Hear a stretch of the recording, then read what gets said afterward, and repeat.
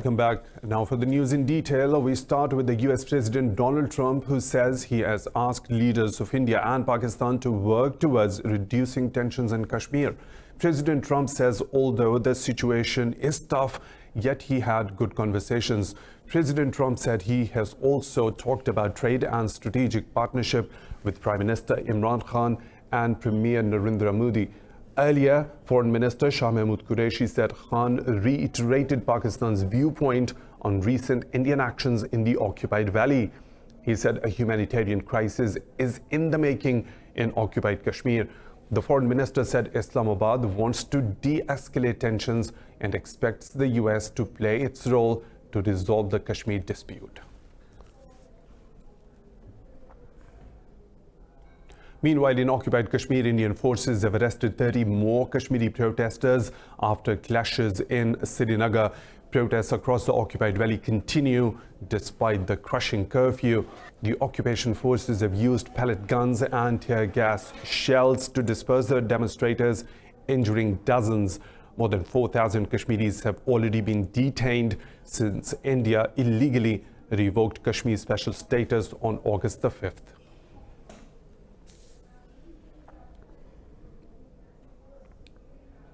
Moving on to Syria, where the rebel forces have withdrawn from key town Khan Sheikhoun and parts of northern Hama province after heavy fighting with Syrian troops.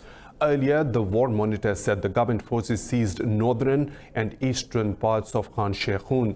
Rebels say they have redeployed their fighters in the southern part of Khan Sheikhoun. Hayat Tahrir al-Sham group said its fighters still control towns in areas adjoining Hama province. Meanwhile, Turkish military convoy has gathered in rural areas of southern Idlib. This comes after a Russian airstrike hit a Turkish military convoy traveling towards the front lines in embattled Idlib province. Turkey said 3 civilians were killed and 12 others wounded in the attack. Turkish Defense Ministry said the attack violated Ankara's agreements with Moscow. Moreover, Russian President Vladimir Putin and French President Emmanuel Macron discussed current situation in Syria in a meeting. Macron expressed concern on bombing by regime forces in the northwestern Idlib province. But Putin put his weight behind the Syrian government and said Moscow supports the attacks in Idlib. For more on this, we are joined by Michael Arnold from Istanbul. Michael, thank you for your time. First of all, Syrian troops have forced out the rebels of Khan Sheikhoun town in Idlib. And at that very moment, the Turkish forces were advancing towards the strategic town. Is there any likelihood that there could be any confrontation between the forces of both these countries? So I think, tensions are obviously very high right now. As your report mentioned, Syrian regime troops have entered into the northern and eastern sections of the town. They've yet to actually control it, but most likely that will just be a matter of time. The situation remains very fluid at this point, and so of course there's a distinct possibility that there could be clashes between the Syrian regime and Turkish forces. But I think this is something that both sides would wish to avoid if at all possible. Neither one of them want to get dragged further into conflict with each other. But at this point, I think too a lot depends on what Turkey is going to do with its observation post. At this point, there's an Turkish observation post to the south of Khan Sheikhoun, and as we speak now, there's no yet publicly available information as to what its status is at this point. Okay, Michael, this has called on the Syrian regime and its allies to immediately halt all the hostilities in Idlib province after an airstrike on a Turkish convoy. Does Ankara have Washington's backing in launching operation there? Well, I think statements of condemnation from Washington at this point are not particularly valuable, although they may prove to be a moral support for Turkey in some ways. The reality is, though, in this region, the U.S. has very little say and has no ability to act. Russia is the main player in the area. Russia controls the airspace, and so even if Turkey had Washington's backing for some kind of operation in the area, I don't think that would have a particular effect on the situation on the ground.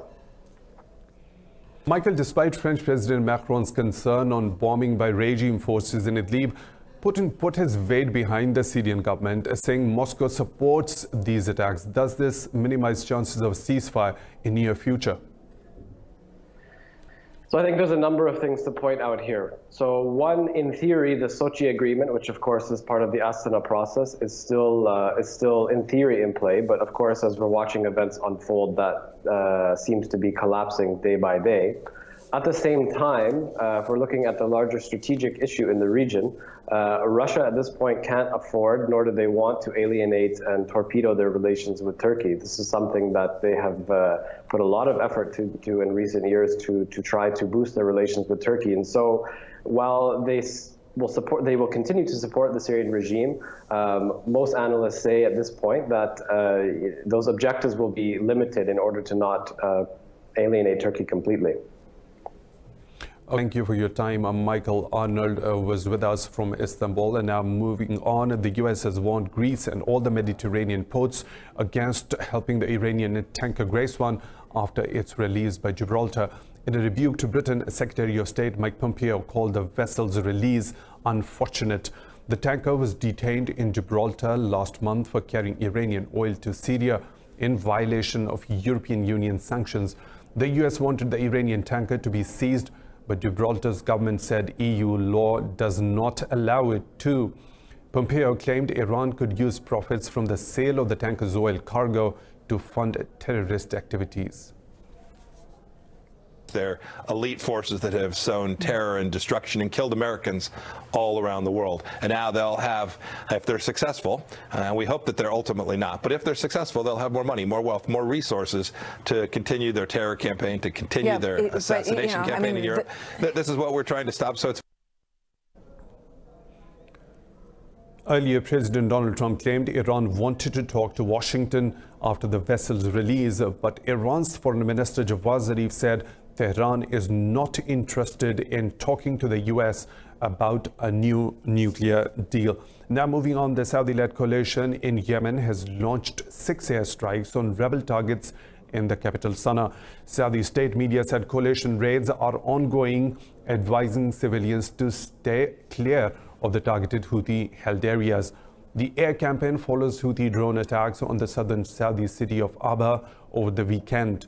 Meanwhile, the UN says 40 people have been killed and over 200 wounded in fighting since August the 8th.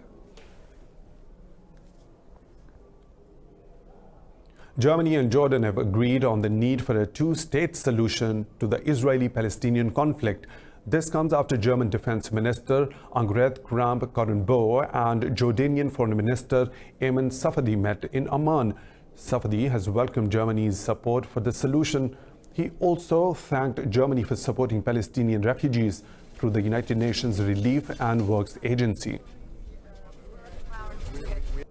In our discussions today, we addressed the Palestinian issue, and I briefed Her Excellency on the challenges we're facing in relations to Jerusalem, and we do value the German firm position in the support of the two-state solution as the only viable way going forward. We're grateful for the commitment that Germany continues to show towards UNRWA and supporting 5 million Palestinian refugees.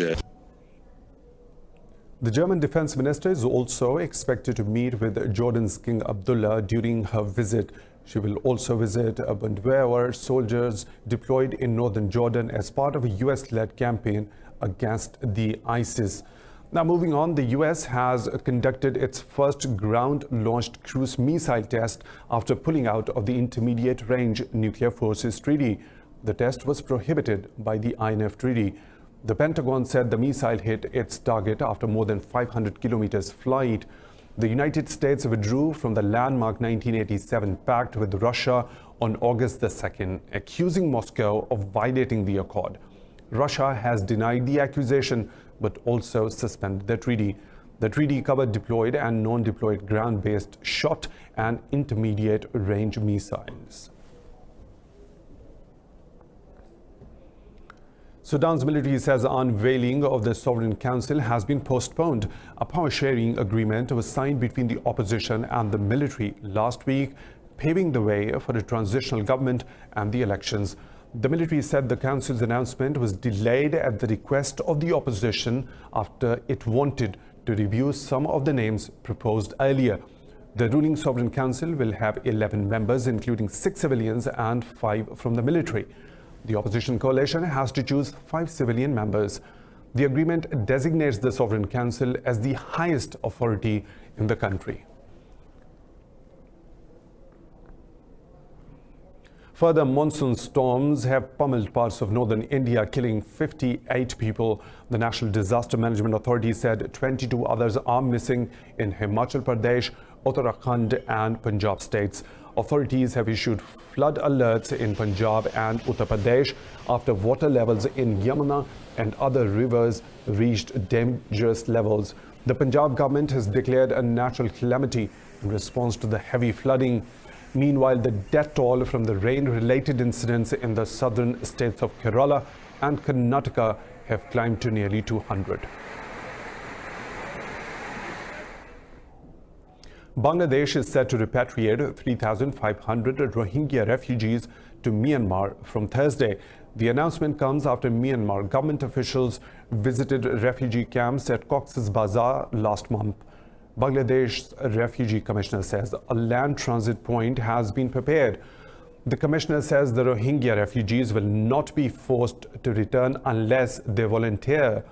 As part of repatriation deal, Bangladesh and Myanmar officials plan to send some home 300 Rohingyas each day. Over 700,000 Rohingyas fled a crackdown by Myanmar's military in 2017.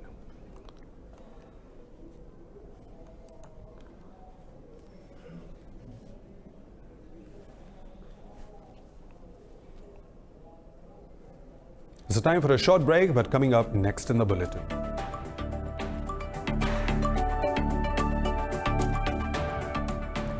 How to tackle the plague of single-use plastics. 100 years anniversary of the first passenger flight over Europe.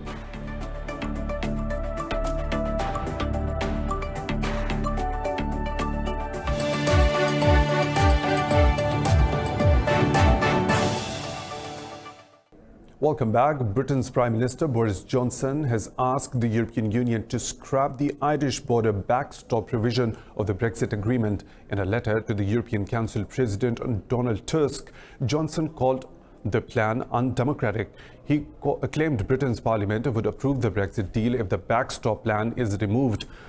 PM Johnson proposed using the post-Brexit transition period to find alternative ways of keeping the border open. Earlier, Irish Prime Minister Leo Varadkar said the backstop provision cannot be changed. Over 9,000 people have been evacuated as wildfires rip through Spanish island of Gran Canaria. The fire has entered the northwestern Tamadaba Natural Park, home to island's oldest pine forests. Officials said the fires are advancing on 2 fronts in a mountainous area of the island. 16 helicopters and more than 1,000 firefighters are battling the 50-meter high flames. Authorities said the efforts to tackle the fires were hampered by high temperatures and strong winds. Around 6,000 hectares have been burned till now, while several roads have been closed.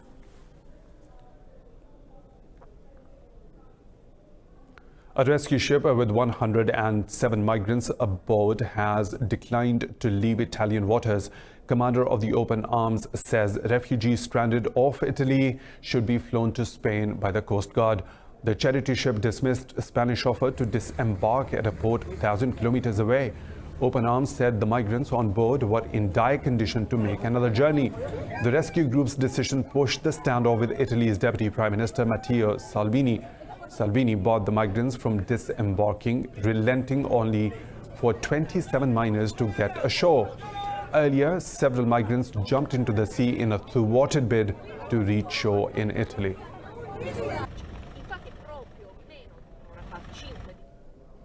Immigrants held in US detention facilities have filed a lawsuit decrying shoddy conditions and medical care. The suit, filed on behalf of 15 migrants and non-profits, seek to represent detainees across the country. Immigrants said they are placed in isolation as punishment and denied recommended treatment and surgery. Some 55,000 immigrants are in Immigration and Customs Enforcement Department's custody. ICE, which largely contracts with private companies and law enforcement agencies for detention space, has declined to comment. The suit cites problems at 8 facilities, including a privately run center in Adelanto, California, and Teller County Jail in Colorado.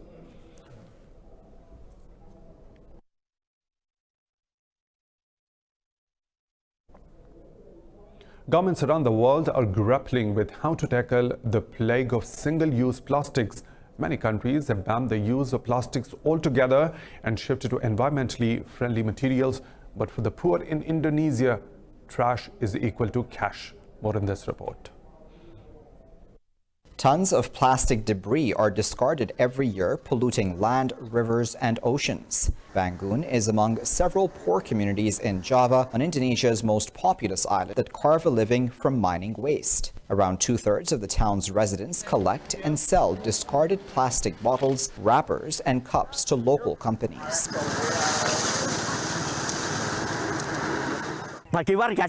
To locals here, rubbish is like treasure. Treasure? Why? Because after we dry it up in the morning and sort it out, it will be converted into money in the evening. After China blocked imports of foreign garbage earlier this year, the pile of plastic waste in Indonesia has mounted. Environmental NGO Greenpeace has warned that short-term prosperity from plastic mining comes at a high cost to the environment and public health. Indonesian authorities have stepped up the monitoring of imported waste to prevent the country from becoming a dumping ground for foreign trash.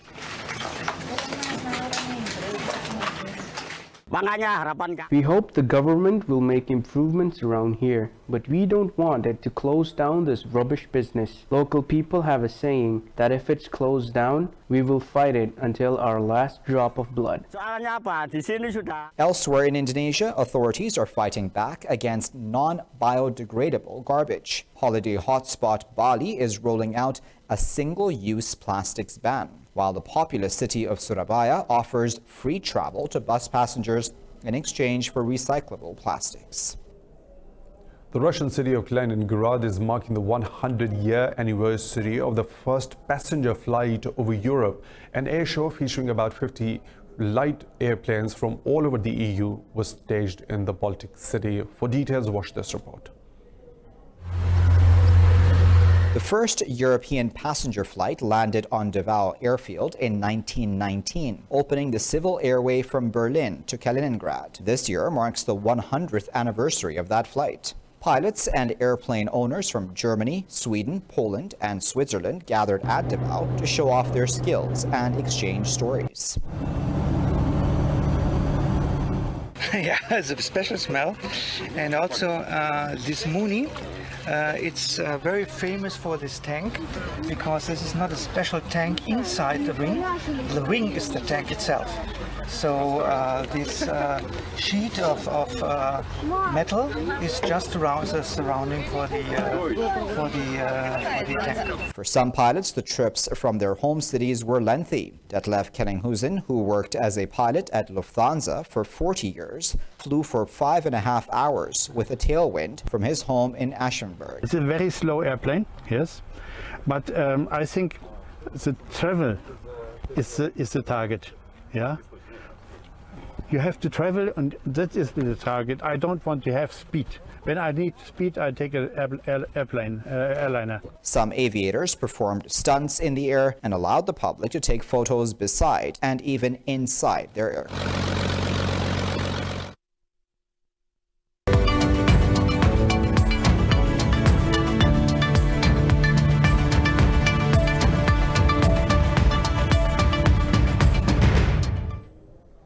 Closing the highs of the business world now, Chinese telecommunications giant Huawei has called a US move to blacklist 46 more of its overseas affiliates unjust and politically motivated. It said attempts to suppress Huawei's business will not help the US achieve technological leadership.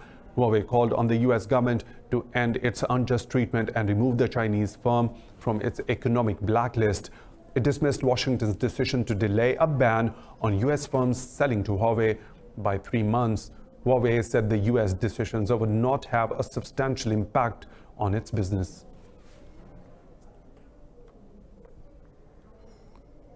European stock markets have opened steady after hopes of greater economic stimulus boosted many Asian indices. Investors were encouraged by signs of de-escalating trade tensions between the US and China. Bourses in London, Paris and Frankfurt are fractionally higher in early trading. Earlier, Japan's Nikkei 225 index closed 0.5% higher, tracking overnight gains on Wall Street. The Kospi index in Seoul was also up 1%.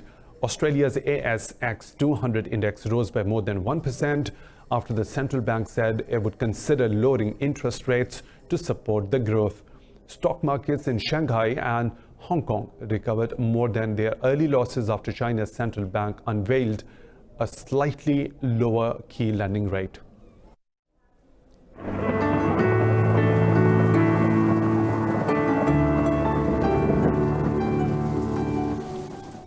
And now the weather situation from around the globe.